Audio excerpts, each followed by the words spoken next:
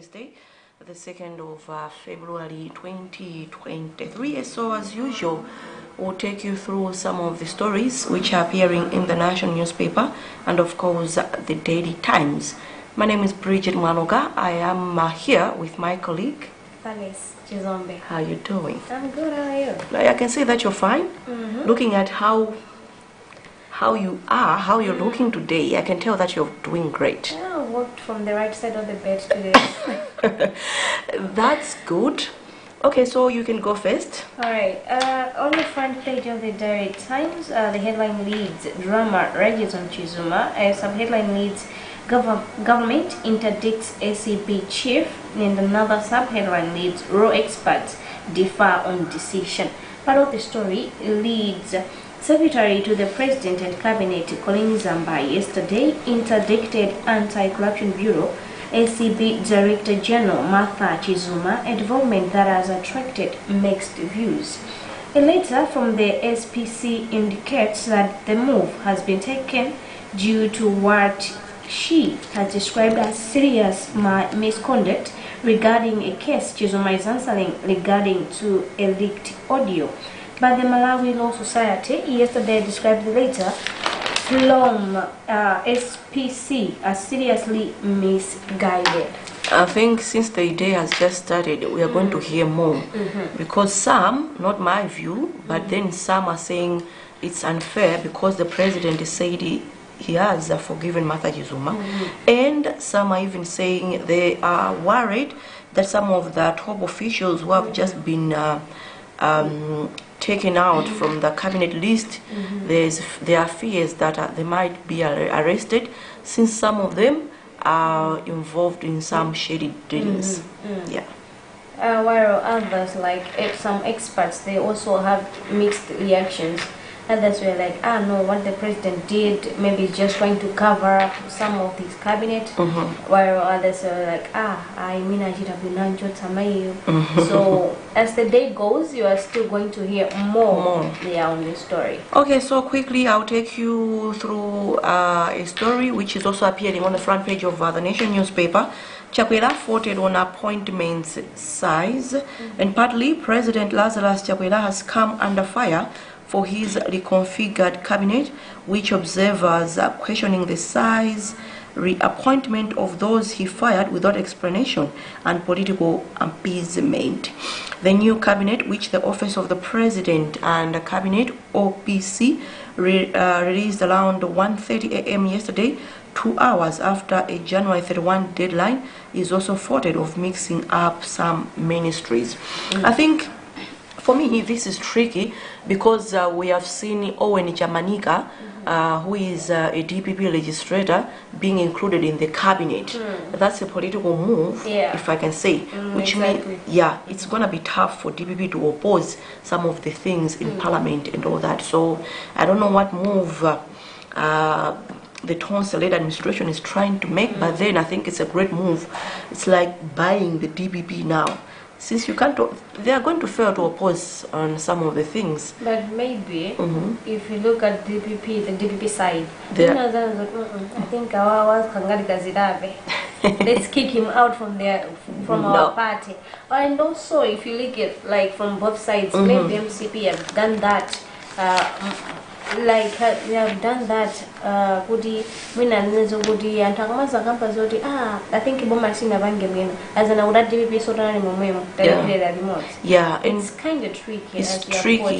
Yeah, and for me, I think I like the idea that Jamanika is also in the cabinet, because I know him as someone who is sharp. If you hear him talk, because when you attend some of the committees which he is in, you'd see that he has facts and is one intelligent guy. So for me, I think it's a great move. I just hope that he's going to deliver. Sure. Fingers closed. Okay, moving on the second page of the Daily newspaper, the headline reads, Government fails to relocate refugees. Part of the story reads, the government has failed to relocate refugees and asylum seekers to Dzaleka refugee camp in Ndwa district, despite making a commitment to do so by yesterday. Coincidentally, President Lazarus Chakwera has appointed a new Homeland Security Minister on the day the deadline for urban area-based refugees to return to their official home in Doha elapsed. The Ministry of Homeland Security announced when its political head was Jean Sindeza that it had set November 30, 2022 and February 1st, 2023 as deadlines for the refugees and asylum seekers who are operating businesses in rural and urban areas respectively to go back to the camp. Okay, I think my take on that would be relocating them to Nzariga, because as it is, the place is already congested. So we are talking of curbing other diseases like cholera, COVID-19. So I can see a number of people out here, like the refugees. It's also a high number. So taking them to Nzariga, it's like, okay, maybe if we can come up with another place, suitable one for them to go to, but then Nzariga is already full and congested, which means we are not going to be able to curb other diseases like cholera and pandemic, as I've said. I agree with that point. Okay, I'll take one more on the local scene.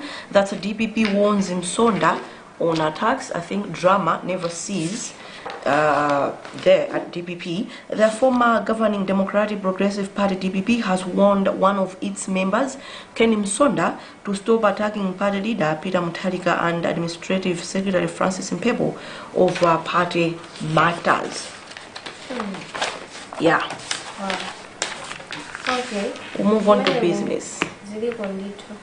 DPP, yeah, more drama, and you as we are aware that there are camps there. You see Nankuma's camp and then Mutharika's camp, so it's controversial. Okay, moving on, maybe you can start business segment. Yeah, decade of poverty for the rural poor. And the subtitle, UN agency says rural poverty stagnates at 56%. And the story, the International Fund for Agriculture says since 2004, Malawi's rural poverty rate has stagnated at 56%. Talking of that, as we are aware that our economy is not doing well. So, yeah, this but this is true that our economy is not doing great. And the level of poverty now is just something else. Okay, that's Malawi. Malawi for you. Yeah. Okay, here leads Malawi, others in debt distress. About the story, leads the International Monetary Fund, IMF, has said 60% of low-income countries, a category under which Malawi falls, are in or at risk of debt distress. IMF Research Department Chief Economist and Director Pierre-Olivier Goronches said this during a press briefing on the 2023 Global Economic Outlook. Goronches said this stems from the COVID pandemic and the energy crisis, which has eroded fiscal buffers, reduced growth rates, and pushed inflation up. Okay, moving on to international. Pope condemns a plunder of African resources, and the story reads, the head of the Roman Catholic Church, Pope Francis, has urged foreign powers to stop plundering Africa's natural resources and take responsibility for the atrocities that were committed on the continent during colonial times. So Pope Francis is actually in DRC, and then he will proceed to South Sudan. I think that's a great thing, looking at the two countries. There are in conflicts, so I think the visit might bring change to the two African countries. Might bring unity. Yeah. Here. Okay, maybe you can take another international story. Zimbabwe, Belarus agree bilateral cooperation. And the story, Zimbabwean President Emmerson Mnangagwa and his Belarusian counterpart Alexander Lukashenko have agreed to strengthen bilateral cooperation between the two countries in various economic sectors. Let me just take this last one before we move to that and culture segment. The headline leads U.S. charges 4 over Haiti president assassination. Part of the story leads 3 Haitian Americans and a Colombian have been charged in the United States over the assassination of Haiti's president Jovenel Moïse in July 2021.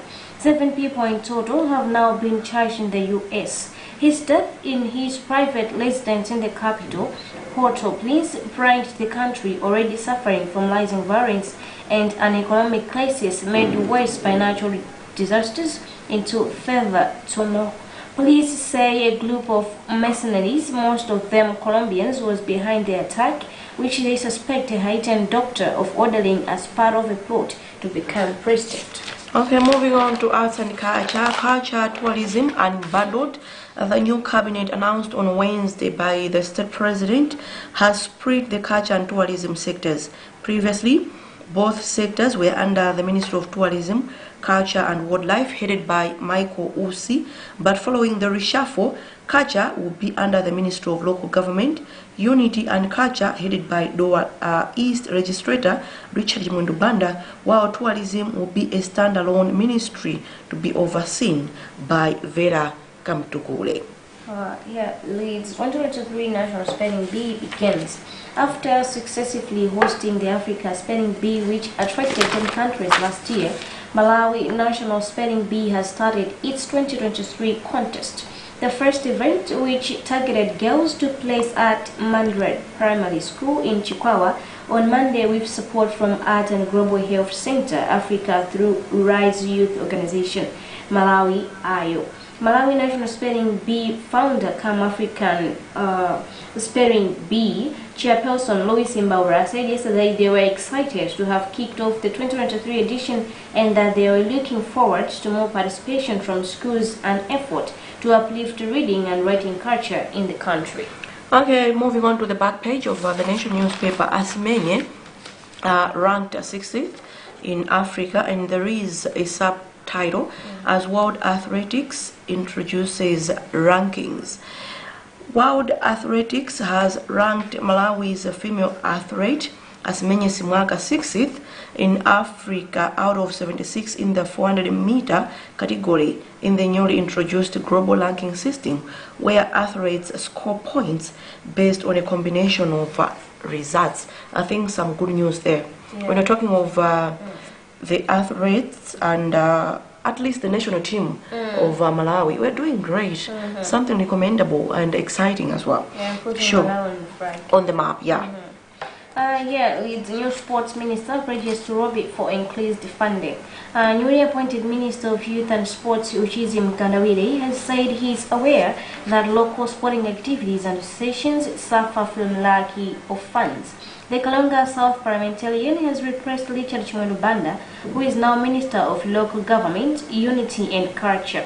President Lazarus Chakwera, in exercising powers confided upon him by Section 94 of the Malawi Constitution, appointed a new cabinet on February 1st. Another one, Sulom bows to pressure from clubs on nomination process, and I saw King Major wrote something of the same yesterday. It was a report though. Super League of Malawi Sulom Executive Committee has bowed to pressure from sub-clubs to change the nomination process for the body's elections scheduled for February 25th in Mangochi district. I think all what they're trying to do is to make sure that the elections are free, fair, and credible. Sure. Leeds Bullets reserve coaches contracts to be extended. Nyasa Big Bullets reserve coaches Inosi Janama and his assistant Fundi Akidu can afford a smile after the team's management promised to extend their contracts. Bullets Chief Administration Officer Albert Shingoga said they were moving swiftly to extend the dues contracts before they expire later this month. International sports, Premier League clubs spend $1 billion in January transfers. Premier League football clubs spent a record of 815 million euros in the January transfer window, an analysis from Deloitte Sports Business Group said on Wednesday. The biggest spenders were Chelsea, responsible for 37% of the total, equivalent to more than the combined spend by all clubs in the La Liga, Series A and League One, it said. Maybe you have another international story. No, Story. I think we can just wrap up and move. Make the closing and so we move on. Okay, so that will be all from us. Thank you so much for watching today's edition of Press Review. As I mentioned earlier, that we took you through some of the stories which are appearing in the national newspaper and the Daily Times. If you want to know more, you can grab a copy, which is going at 1,000 for both newspapers. And many thanks you go to Vincent Kwakwala for producing today's program, and Blessings Floriano, who was on the camera. You are with me, Bridget Manoka, and my colleague here, Fales Chizombe. wishing you a lovely day, and continue watching the rest of our programs. Good morning.